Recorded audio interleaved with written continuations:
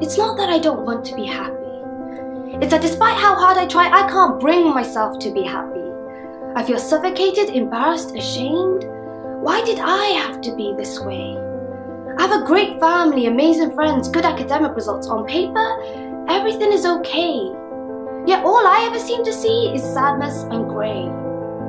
It's like there's this burden on me, pulling me to the ground, and however hard I try, I can't bring myself out. I can't bring myself to care about anything, not me, not him, not her. Living has become this constant nightmare. And it's just not fair.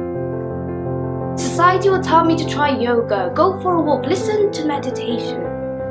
I tell them that this cannot be solved by exercise or medication. It's a disease that affects every aspect of my life, my work, my relationship, my education.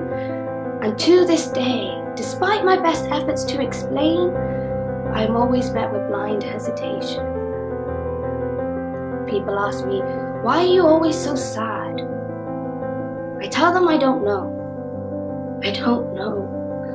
What I do know is that I wake up every morning feeling like absolute shit, and that that's become my norm. I'm afraid of the world. I'm afraid of putting my guard down in the fear that I will be judged for something that I cannot control. Where's the fairness of it all? Do you think I like to watch myself fall into this hole filled with self-hate, shame and loathe? So I hide and I put up a wall that is so high you will never see my pain or any of my flaws. I create this character, and she is perfect. She's invincible. And so I carry on living these two lives, one for the public and one just for me late at night. Because that's easier than admitting I have a problem. And that's the problem. The stigma is real, people, and it will not go away until we realize that mental health is a big deal.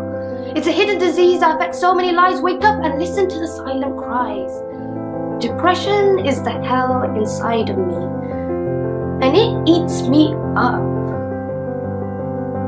daily.